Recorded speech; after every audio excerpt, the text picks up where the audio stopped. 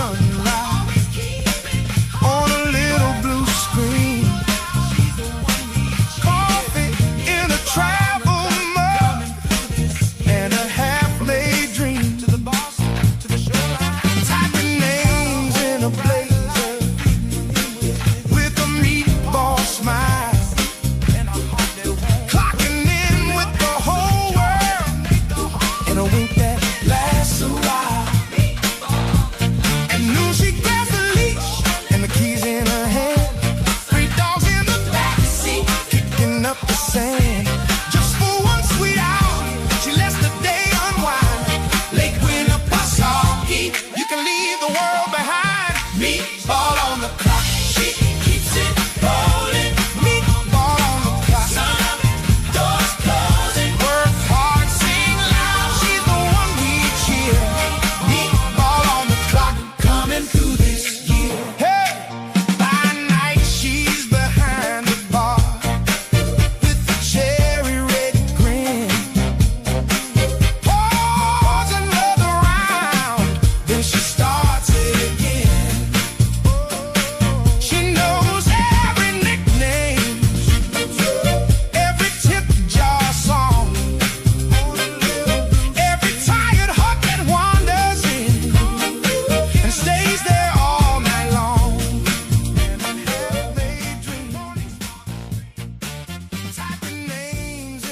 Hey everyone.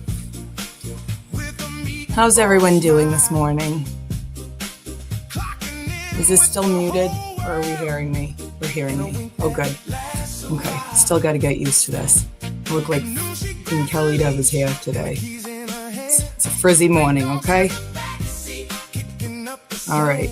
Well, I planned on first doing Adam Montgomery's thing, but then I found Note My Boston Accents interview with Macy Lee, one of the district attorneys. So I wanted to go over that.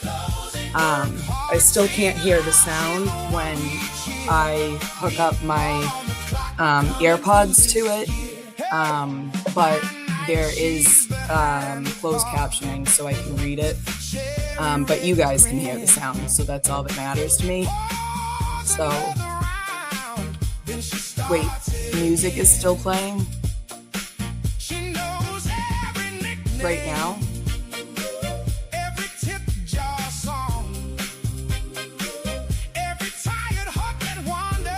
Oh,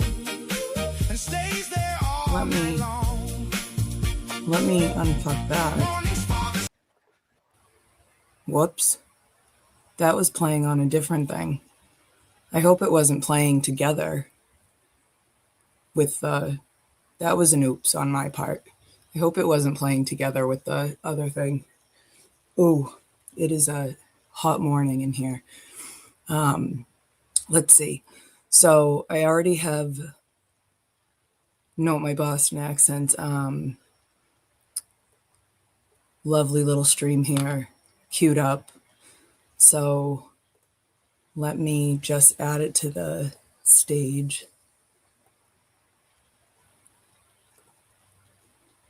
And ruin your guys' morning with this. I just find it really funny because let's see. Okay, everybody can see this. Okay, all set now. Brilliant, brilliant. And I added it to the stage. Now what's next? Press play, I assume. There should be sound on it. Once I press play, let me move this over.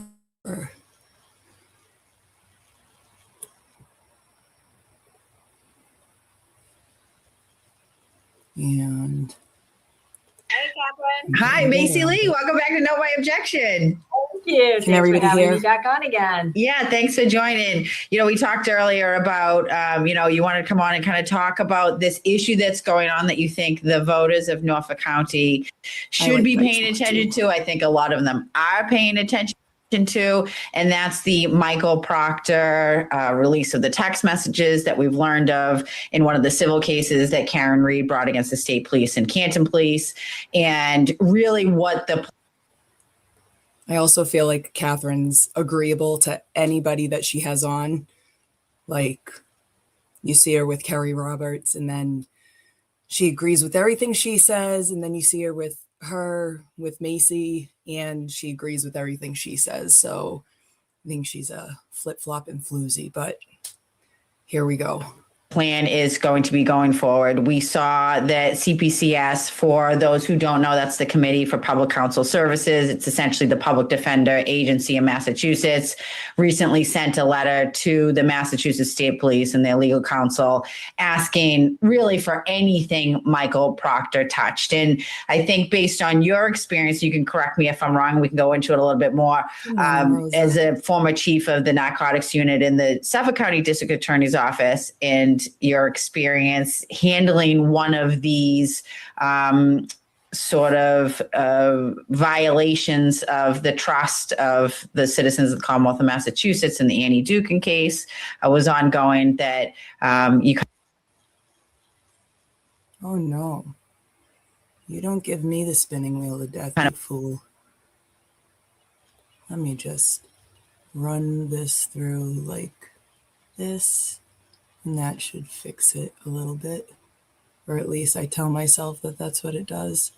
Ooh, you spinning wheel of death. You piece of absolute shat. Fix yourself.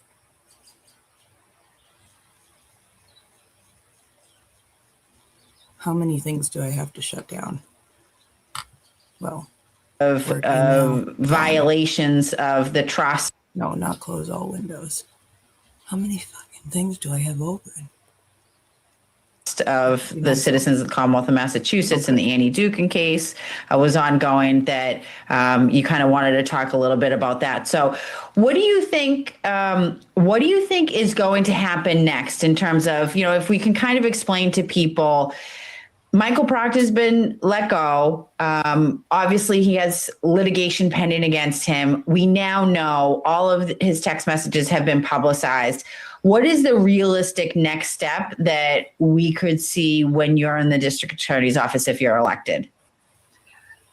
I think the next step should actually happen now, but I don't think that's going to happen, which is there should be a unit created to systematically go through all the cases that involve Proctor and Sean Good, and to see whether there was any misconduct. I think all their cases have been tainted by their awful personal biases, which have no place in law enforcement. And I think that the DA's office should be acting now, and I don't expect that to happen. So should I be elected? Come up. Want to say hi? That's the first thing I would do, is to start creating a unit and have that unit responsible for looking at these cases, working closely with CPCS, creating Rule 14 discovery packets to provide to every defense attorney in all cases. Not again. Let me pause it and give it a minute to catch up with itself. Heavy breathing, Mr. Mal. Yeah, they're all waiting for the spinning wheel of death to fix itself. Because it's being acting a fool this morning.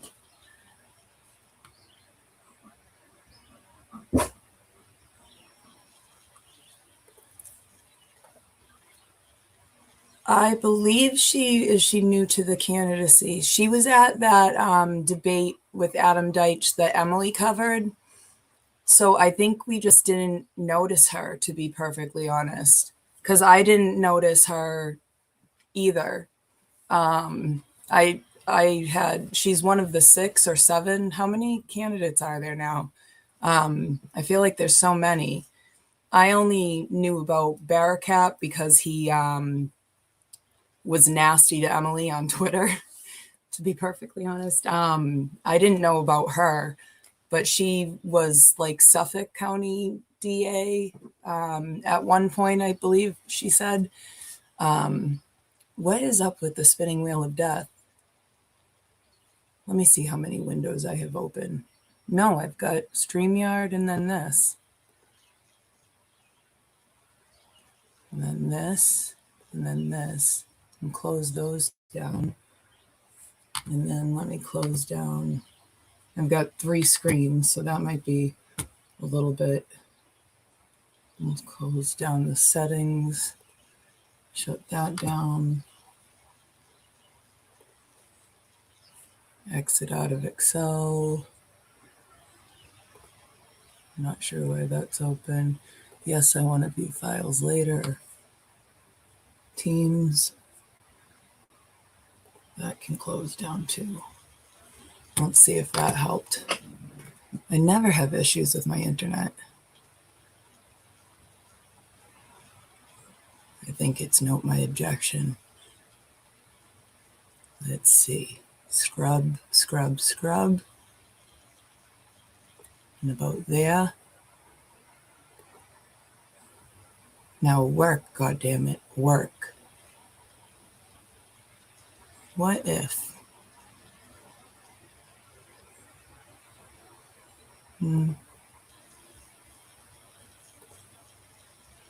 Is it struggling to work in 720? I thought that would help.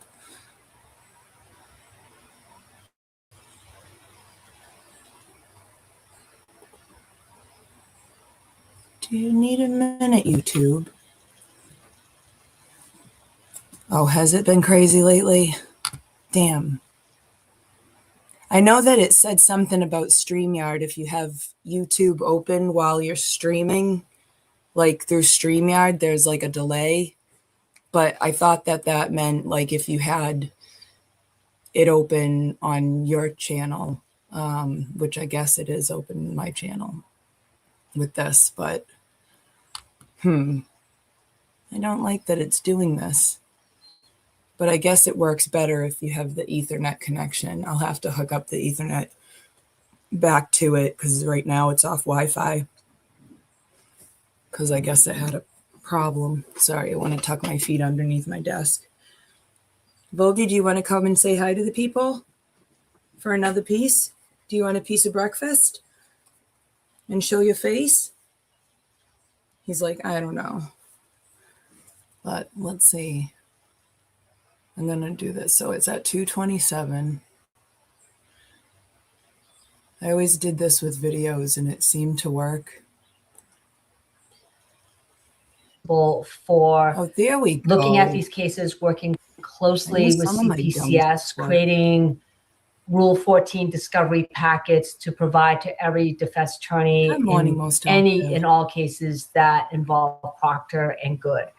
And unfortunately, I have experience in this area. I was the head of the narcotics unit at Suffolk County when Annie Dukin, and for those who may not remember, she was a chemist at the Hinton Drug Laboratory, and she engaged in dry labbing, which is eyeballing narcotics without actually testing them. She did so as a primary chemist and then as a secondary chemist, and she tainted close to 30,000 drug cases in Middlesex County, Norfolk County, and most of all in Suffolk County. And so I was in the front lines when that happened in terms of having to have bail hearings, releasing a lot of the defendants or those charged on personal recognizant, going through cases, dismissing hundreds of drug cases, despite the culpability, but knowing that misconduct occurred. And that was the only way to safeguard the constitutional rights of those charged. And can I ask, when that was happening, how procedurally? Oh, she did. She said a few words wrong. I watched this morning when I found it, and she said a couple of things wrong. I'm trying to think of what the words were. I can't think of it now, but it was later in the interview because I made my head pop up. kind of enjoy it. How did it, because the volume, right? And that's always the concern with these cases is that we're not talking about, 5, 10 cases that you can, really just dive into and you have a handful, you want to address those. We're talking about potentially, hundreds, probably thousands of cases that Michael Proctor and Sean Good touched. And I think it's important that, you also sort of address it's not necessarily that just because a bad actor has touched a case, it means that they don't have any culpability, but it essentially means that their entire case in some way may have been tainted. And now when the Annie Dukin scandal was going on, what was the process to evaluate? Some cases did get dismissed, others didn't get dismissed. How did you go about doing that as head of the district attorney, the narcotics unit in the district attorney's office? How did you differentiate, which ones deserved dismissal and which ones you thought, these are, fairly egregious. We think we can prove it otherwise. So we gathered all the cases that involved Annie Dukin. And those, again, whether she was the primary chemist or the secondary chemist, or even if she certified the drug certificate. So we pulled everything that had her name in it and systematically looked through, were they district court cases? Were they possession with intent to distribute? Those were dismissed. The very high level type of cases involving, for example, kilograms, we had retested with a new drug certificate issued, so that thereby nullified anything that had Annie Dukin's name. So the evidence had to be retested. Here it's going to be a little complicated because there's no drug evidence here to be retested. I think that the cases that had anything to do with Proctor or Good has to be reexamined to determine, one, whether there was a systemic pattern of discrimination based on the repulsive texts that they sent out. So that includes gender, that includes race, that includes any racial bias, because there were tons of anti-Semitic messages from both of them, and gender. I mean, did they not take sexual assault cases seriously because a woman was involved, based on the way they spoke about women, and potential fantasies of sexual assaults on women? Were people in the Black community, if they were victims, were they discounted because of because they were Black or brown? The same with Asians and the Jewish community. So we really need to look at those cases really carefully. And it's not going to be, I think, as just looking at drug cases. This is much different because this misconduct was based on personal and prejudicial biases by. At least Macy is bringing it up that it's much different than the Annie Dukin case, because it's, not prejudicial like that, but prejudicial, even though they spell it like that, but, personal biases. But Catherine seems to not know what she's doing. That was a nice freeze frame right there. But for her to compare it to this, it's somewhat similar, but not exact. But Annie Dukin screwed up a lot. And somebody said that she was also using at the time. I didn't know that she was using, as well as like just reusing the same drug tests, chemical tests over and over again. Did anybody know if she was using drugs as well? I wasn't aware of that part of it. I thought she was just trying to be like number one within the lab. I didn't realize she was also using drugs. But here we go. 2 people trusted by the public to ensure public safety. So I think every case needs to be polled.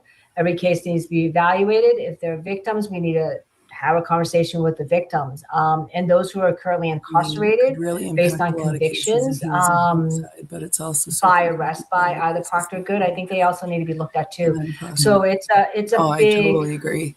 It's a big, heavy, big project. Yeah, it's a significant undertaking. And I think you're right in that it's, the scale of the drug lab scandal, we had Annie Dukin, and then we had Sonia Farag, who was out in Amherst. And so it was a sort of a different, different counties for the most part.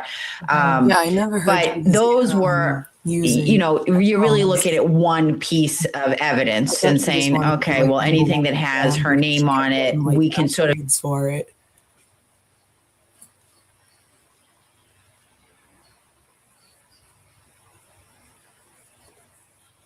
make a determination that we're going to go this way or the other way. And I think you're right in that it's difficult with the cases involving Michael Proctor and Sergeant Good, because these were longtime detectives. So they're handling some of the more serious cases. And to think that, we have potentially homicide cases, really serious rape cases that could be placed in jeopardy, you think about, it's this sort of balancing always of, defendants' rights, victims' rights, and the harm that they've potentially created on victims of crimes whose, their behavior might really have an effect on whether that case moves forward. We see in Norfolk County right now, there's Miles King being litigated he's represented by Rosemary Scapiccio. He's charged with first-degree murder. And I think his bail is all the way down to Corey Hopkins wrote a paper about this. Oh, I would love to see that. I'm definitely looking for that next. The damn spinning wheel of death. Personal because of what's essential. Let's see. Where are we at? 8:50. We'll call it 8:55. Scrub. 8:56.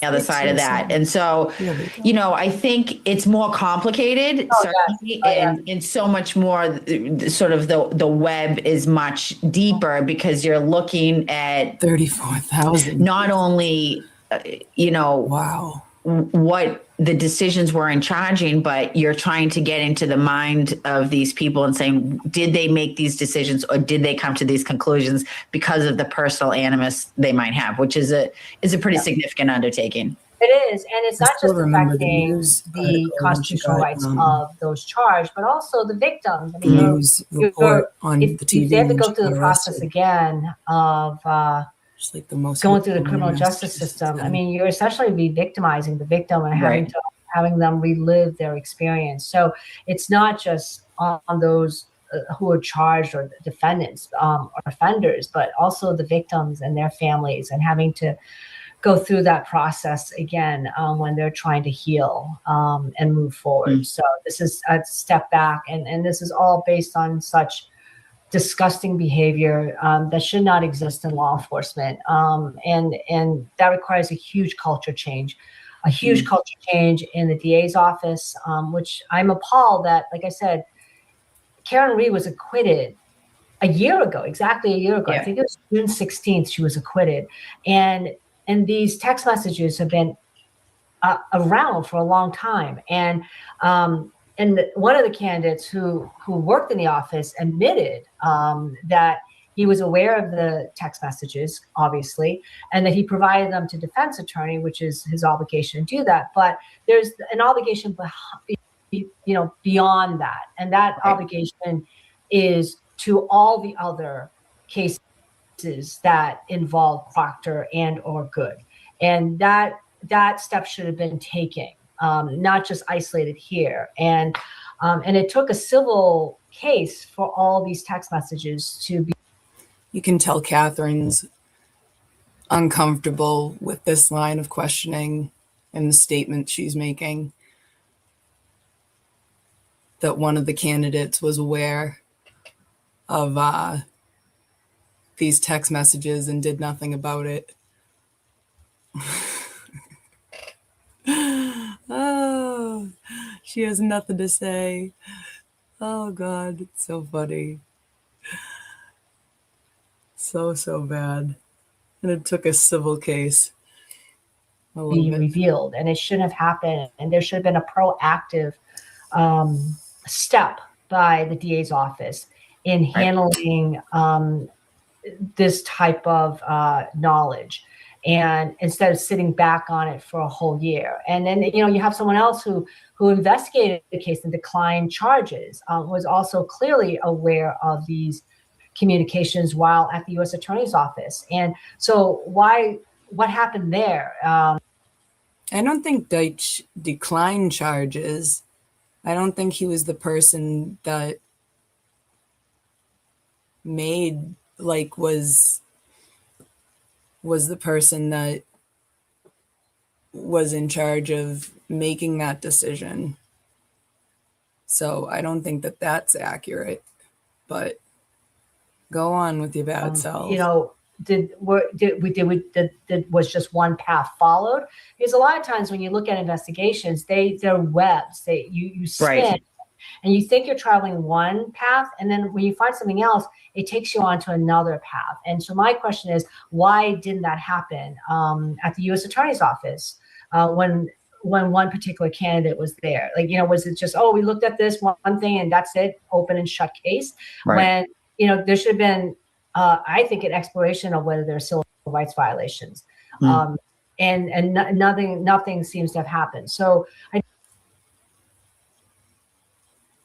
think it comes down to is, where's the transparency? Everyone's talking about transparency and accountability and corruption and all these things on the campaign trail, but clearly there was no transparency, because we find this out through a civil case. Well, and I think it's the fact that we found it out with the civil case here, and similar to the case that's ongoing with Sergeant, I think it's Scott Quigley, who was in the CPAC unit in Middlesex, who's now charged with motor vehicle homicide. I believe that's what he's charged with.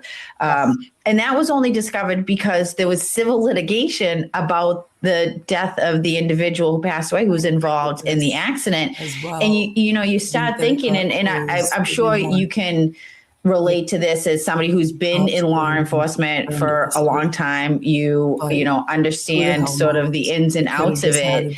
It becomes really difficult to sort of defend the system and what we want it to be. We want people to be able to rely on the police department, to be able to rely on the district attorney's office.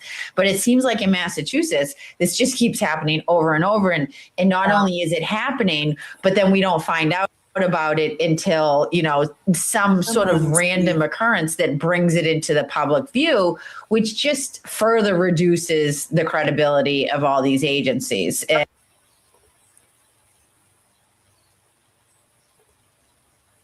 Sorry, I keep forgetting to pause when I'm talking. My bad.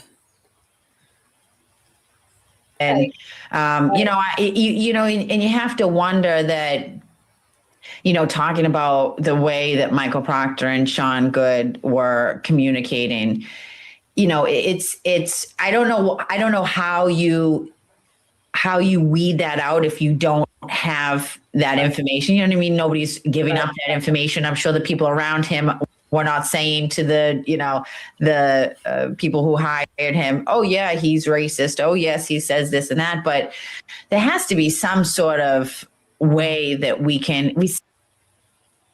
seem to be hiring a lot of bad apples these days. No, it's true. And I think a big part of it, it's like we need a whole cultural overhaul. Yeah. One of the things I noticed in the Norfolk DA's office, there's a real lack of diversity in the office in general. There isn't any diversity except for, I don't know. I mean, I'm just thinking, what I know of the office, it's very little diversity. Right. And you are hiring folks that don't necessarily represent the community of which they serve, right? And so you have that, right? One of the things that I've noticed is that I've gone to a lot of local pride events, and I've really enjoyed doing that because it's such a moment of joy and celebration of diversity and civil rights.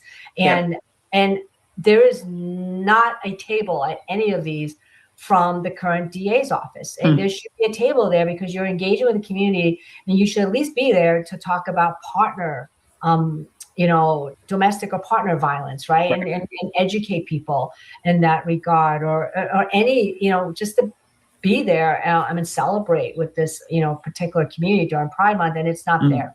It's not there. There's no one there. In fact, I'm the only candidate that's gone to all of these. And to me, that's like a culture shift, right? Because if you have an office that's participating in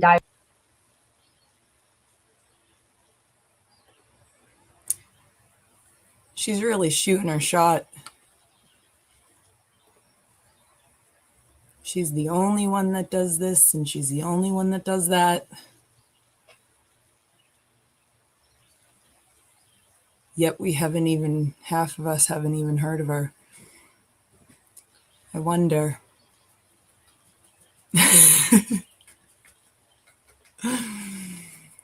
Oh, man. She's funny. She's a funny one. Let's see, 15, 40.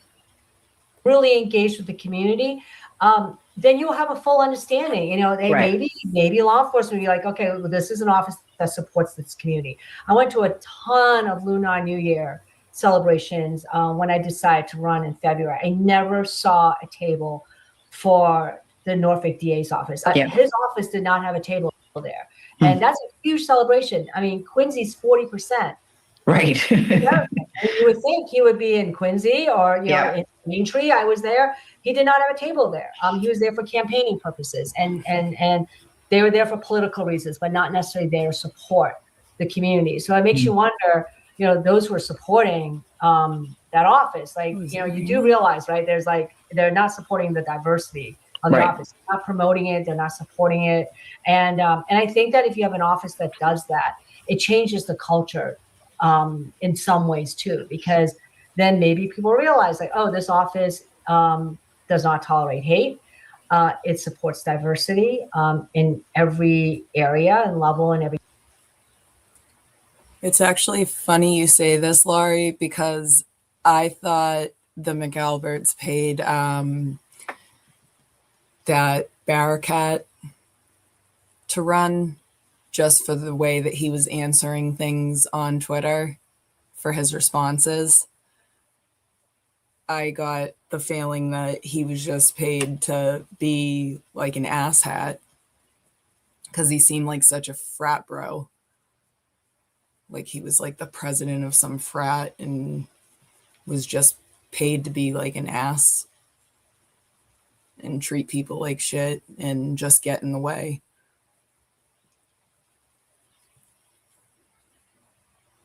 The community, and maybe we shouldn't say things like that, and maybe that's what it is. So I think it needs to be a huge culture change, and it's like the boys network, right? I mean, I think those text messages show really who's engaging in this type of behavior.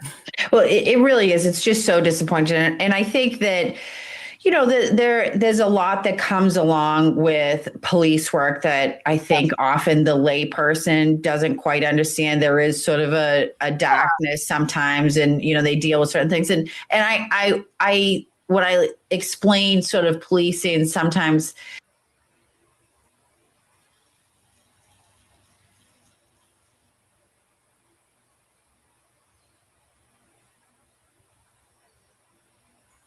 Oh no, not the spinner again. Well, there's only 10 minutes left of this chat.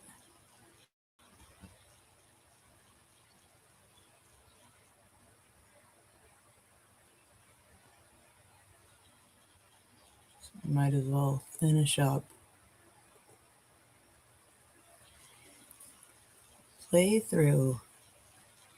I'll get the Ethernet cord hooked up so that we're going straight to the router. Whatever else I need to do to make it work.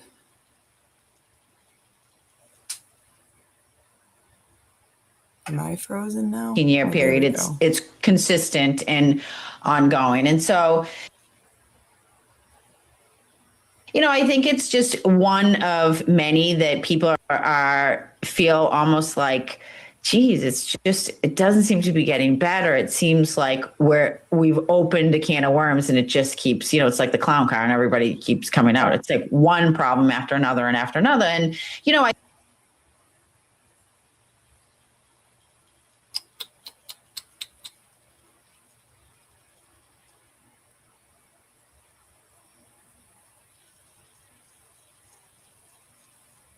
Bastards. I think that we saw a couple of prosecutions, the second trial of Karen Reed, the DA's office didn't call Michael Proctor, and when Greg Connor prosecuted Brian Good morning, Kristen. Walsh, they didn't, so they made strategic decisions. So I think it'll be interesting, to see sort of how that's evaluated moving forward. But, the cases in which these individuals play a very substantial role. And as, you and I both know, sometimes a police officer really is a necessary witness. And if you're a necessary witness to a very serious case, you've,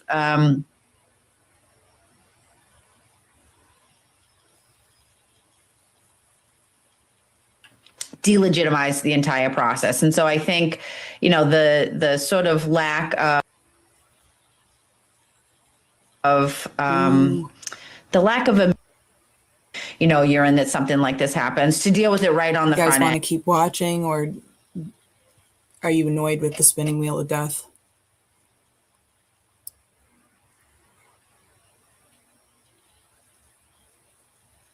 I apologize for it. Let's see what 19.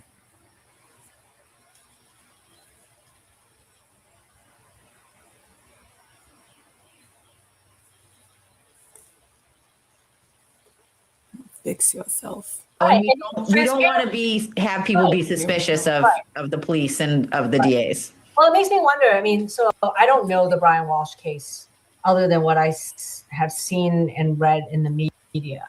But if Proctor was involved in that case in some way, it makes me wonder whether discovery was provided to defense attorney.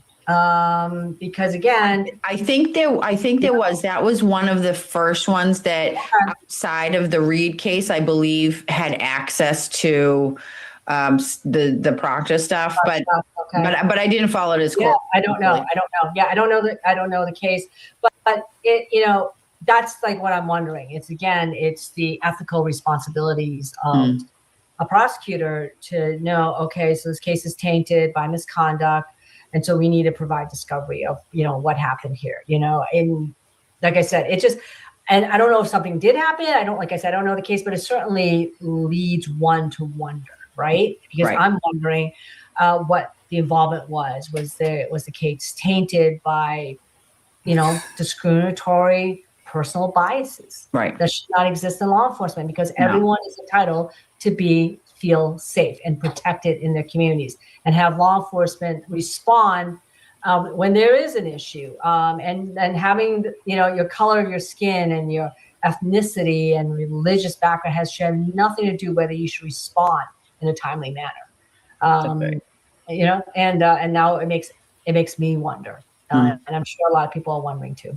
Yeah, I mean, they're wondering, everybody's wondering about every case. And I think that's why it's important to bring, there's so many of you running in the race, and to bring different voices, and all of you have different backgrounds and different experience.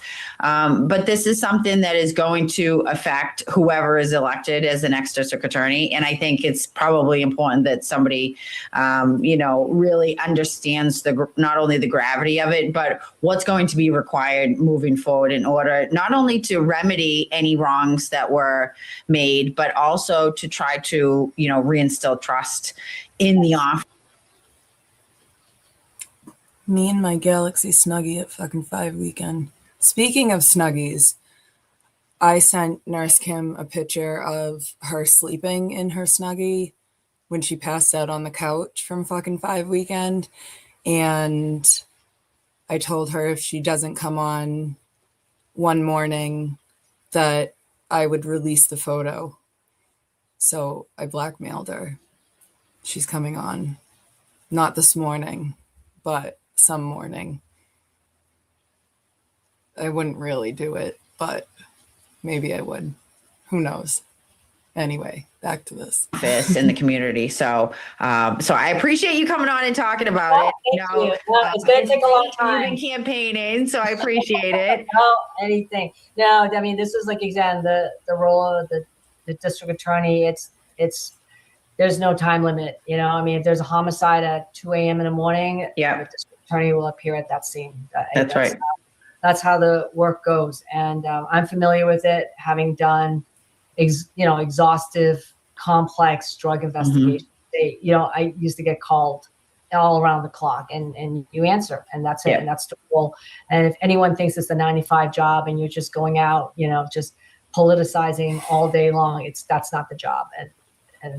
And that's not the job that I'm signing up for. This is being responsive, crisis management. Right. It's a big part of it. And I don't think anyone else has that experience except for me. So, and to respond to it well. Thank you, Kim.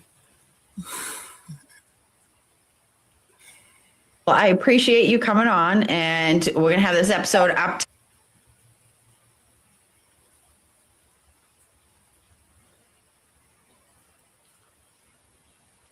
tomorrow so that everybody can, really, look at what your experience is, what they want to see moving forward in the DA's office, and, see what happens moving forward. We don't, obviously we're just in the very beginning stages of this process, but I expect we're going to be talking about it for a very long time. I think, so I think it was Annie Dukin started in, it's like 2012, and I mean, that took years. Yeah, it took years. It took years to really flush out all the cases. And then, you had cases where the defendant was in default and they would come back.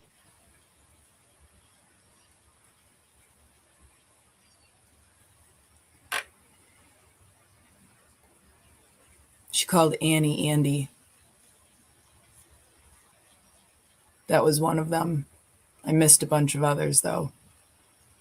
Back 5 years later, and then you would open up the case file and realize that Annie Dukin was the chemist that handled the drug evidence. So it came up over, unfortunately, over and over again. And I think it's going to be the case here. And unfortunately, what we only have right now, I'm surmising, are cases that led to arrest and charges. Right. So, maybe that's there's maybe there are matters where someone should have been arrested and they weren't arrested.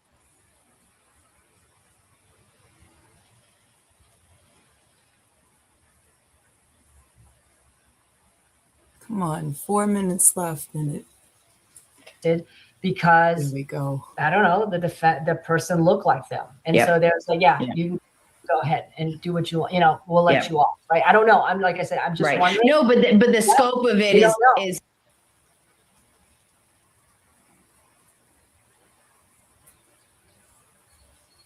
much bigger than we might even know. Right. And, and I'm just wondering, what if a woman was assaulted? Her bottom teeth are really fucked up. Anybody else notice that? Is that just an anti thing? They kind of look like Jen McCabe's. Anyone? They look like they could scar you if she bit you. And leave like dinosaur marks. You know what I mean? Watch the next time she opens her mouth. It's frightening. Right? I'm surmising here too, right? And because of their misogynistic personal biases towards women, which were clear throughout there, really Fix yourself, fool. all night. but it's an unfortunate situation where it's left a lot of people wondering. And so we have cases whether open or closed, but the arrest will never know. And that is the reason why personal bias has no place in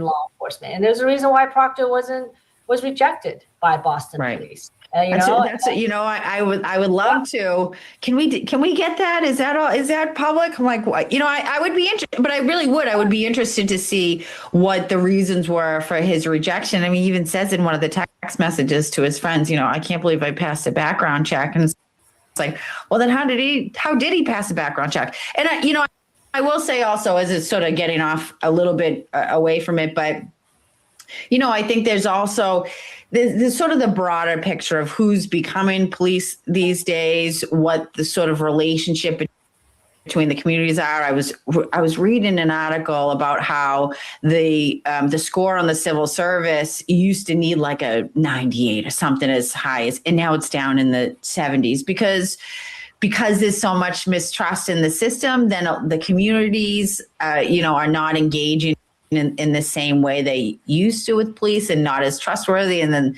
maybe we're not getting as good quality candidates because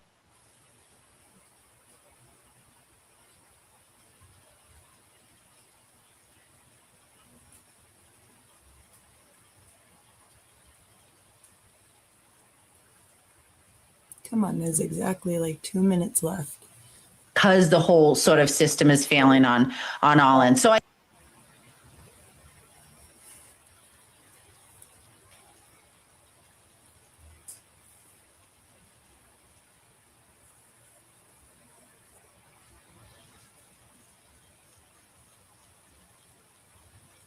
think this, we could talk about that for. I know we can talk about it. It's a huge, like I said, it's a huge culture change on so many different levels. It's culture change in law enforcement, and that's policing, police officers, prosecutor's office, DAs, ADAs. It's a culture. It's a lot of work ahead, and anyone who thinks that this is an easy fix that's going to take 2 years or a year to do.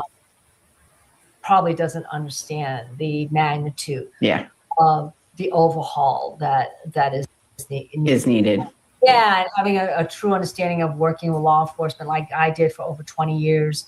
And just really understanding the hiring of police officers, hiring of ADAs. It's a lot that goes into it and a lot to think about.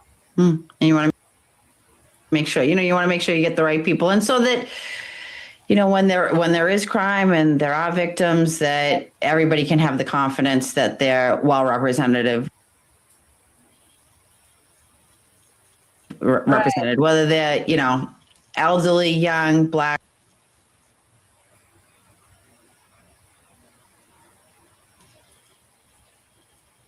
Okay, I'm sure that this is over now because I'm not waiting through that. They'll just thank each other. Okay, remove from stage. There, I'm back. Wait, Kat and Steve, you know each other? Wait, you went to high school together? That's wild.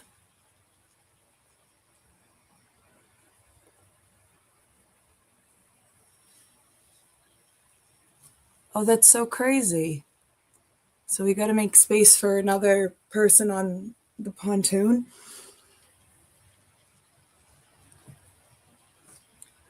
Crazy. We still have to figure all that out. I won't figure it out today because I got to work today and then I got to work at 4 at my other job.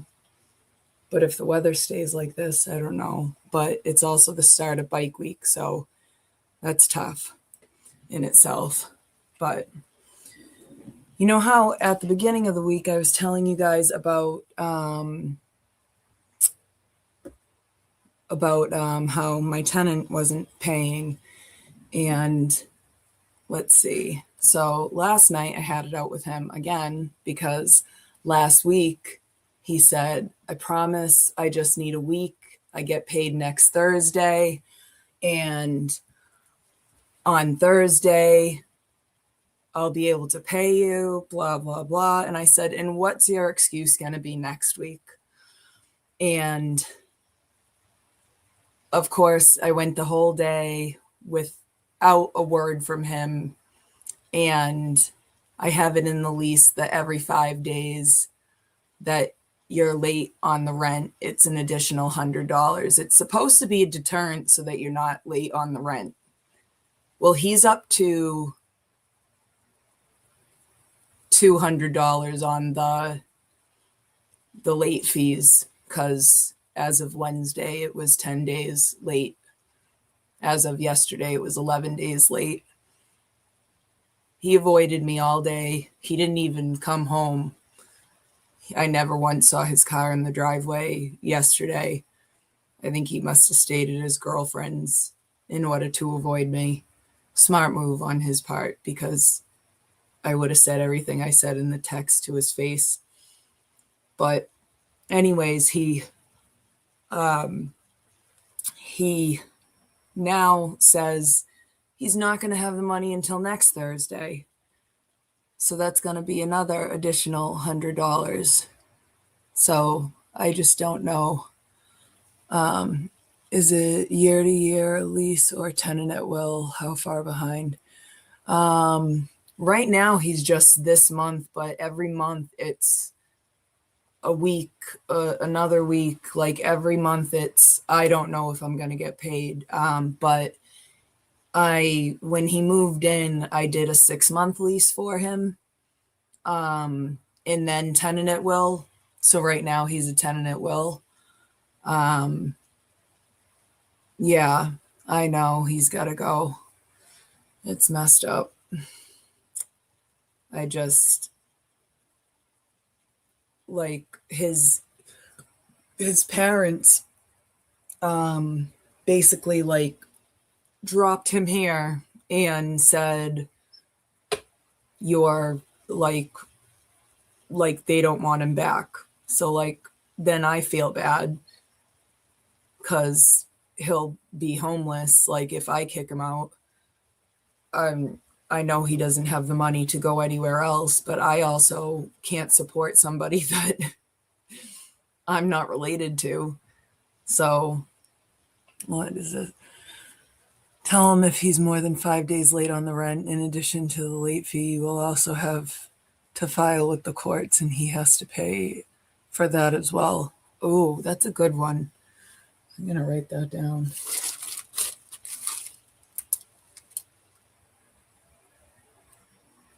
File with the courts and he has to pay for that. Has to pay for that as well. Thank you. I need to reach out to, was it Ben Burnett the other day that told me to reach out to him? I think that was Monday. I just don't understand people. Like 1 month he told me, it's not like I have a drug problem or anything. It's that I order like Uber Eats and DoorDash. So you've got a DoorDash problem? That's not my problem. That sounds like a personal problem. The hell you want me to do with that? So stop being a fat ass and stop ordering out. If that's what's causing you to not pay your rent, like, what? What the hell?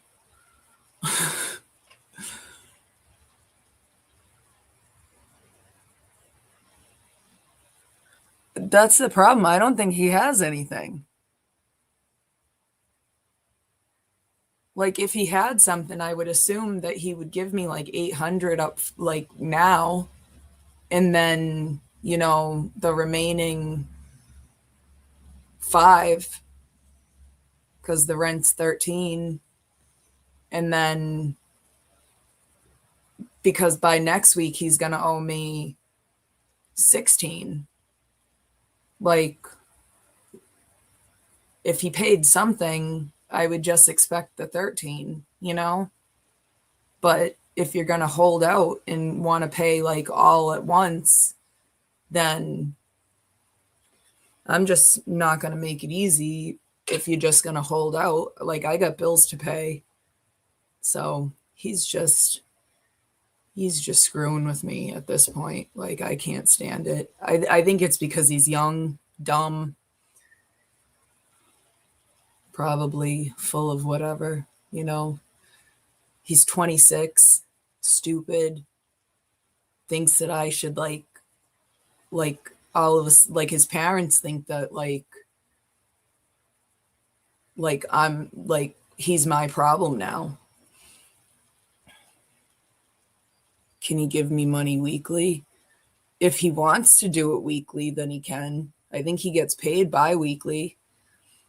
But I also don't want to do that if, like, I shouldn't be managing his money because he's an idiot. You know what I mean? He's 26. Or probably 27 now. He was 26 when he moved in.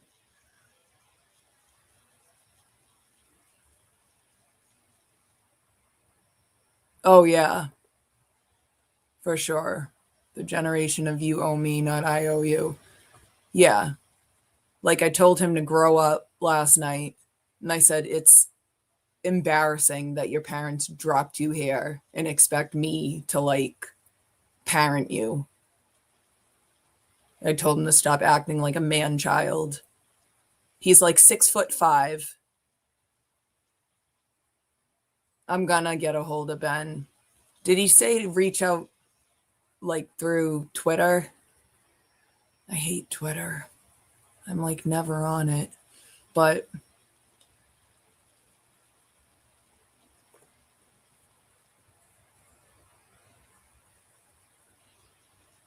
yeah.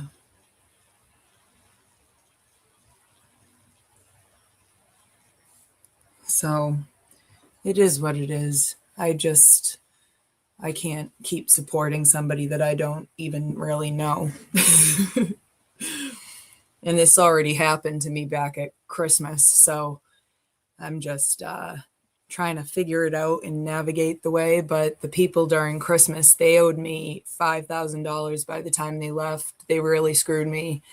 And if I wasn't able to borrow that money from a close friend, like I could have potentially like lost my house, which I worked like 3 jobs for years in to save up like 35 grand to put a down payment on the house. And I did everything by myself. So like that takes a lot for like a single woman to do on her own. So for those people to just come in and do that, like they could have single-handedly completely effed up all of my shit. And you never realize that people can just do that. So yeah. And then because of this kid, I had to, like, I'm a landlord doing this now. I have a daytime job. I bartend at night. And I had to get that bartending job, which I never wanted to go back into, because I've been bartending and working in the restaurant industry since I was 16. And I never stopped until about when I moved up here. I finally had enough money that I could, like, being a landlord was kind of like my passive income. And I was so happy to do like something that I could just passively make money, and it assisted with the mortgage. And that was like made me so happy. But to have to go back into the restaurant industry and bartend again, good God, man. I feel like I'm too old for that. Being 40 and going back into mixing drinks and working on bike week. Come on. God damn. I don't want to do it. I've had enough of freaking being behind the bar and doing all like being hit on and shaking up drinks and having Keno caddies thrown at me and being threatened and this, that, and the other thing. Like, I've been there, done that. I don't want it anymore.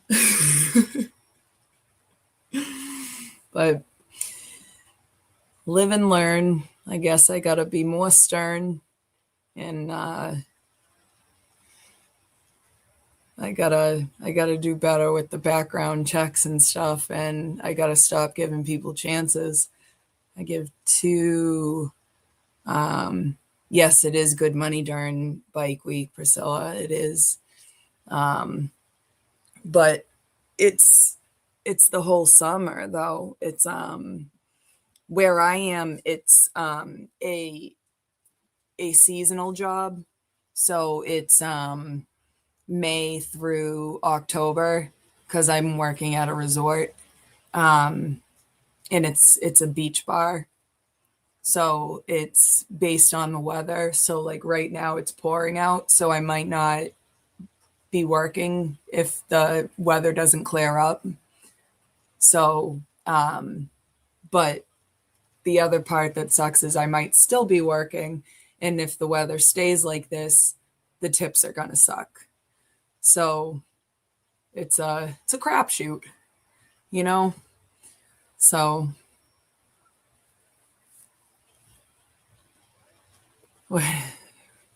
I'm talking big shit on here. Meanwhile, I'd probably lose it all not doing anything.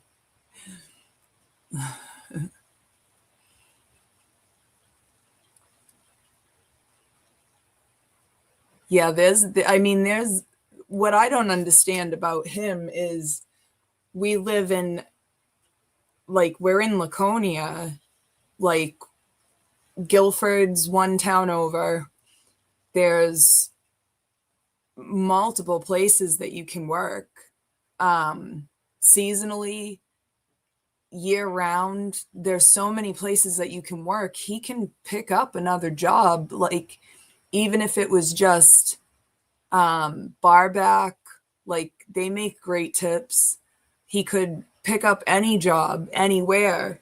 That's what I don't understand. Like, he could do that as another income, but instead he's home at like 3:45 every day and he's playing video games. So I think that that's what bothers me the most, is like the excuses. And then oh, good morning, Miss Holmes. You work for resort in Belize? That's awesome.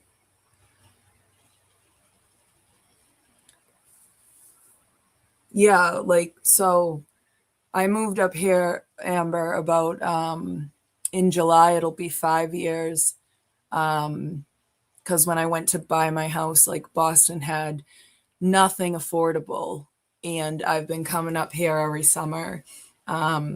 My uncle has a place in Tilton, a couple of towns away, and I just figured it would be close to him. And this house it's a 3-family, and it was under 300,000 when I bought it, and it was like a fixer upper, but me and my dad did most of the work together. So we were able to like put in, like, my dad does tiling and stuff, like kitchens and bathrooms. So all of the kitchens and bathrooms are all completely done over. And in anything that we didn't know how to do, we would watch a video and teach ourselves. So we completely did the house like over. So it was a lot better than paying 800,000 for a house that probably would have been in the same condition, but I wouldn't have had money to do it over. So, yeah. But anyway, that's my bitching for today. Let's see. I've got to jump off and get to work. So I will see everyone probably sometime this weekend. I'll jump on at a random time, but I am working at 4 at the bar and then 10 a.m. on Saturday at the bar. So I have Sunday, but I might be going out to lunch or dinner with Nurse Kim. So it's a crapshoot there if I'll be around. Maybe on my way back from lunch or dinner, I'll be on, because then I'm also working my regular, well, I'll be on Monday morning. So maybe I'll do like Sunday night or something, depending on who's going live. I don't like to step on anybody's toes. So I will see everybody. Thank you, everyone who came out and got up early. Love that. Appreciate you guys. You're the best. And don't forget to like the stream. And if you guys press share and just copy the link, apparently you don't have to actually share it or do anything with it. If you just click share and copy the link, that does something. So feel free to do that. I was watching some stream earlier and somebody said that, and I guess that's a fun trick to do. So feel free to do that. And I will try to set up the Monday stream so that it's all ready to go. Okay. Love you guys. Bye.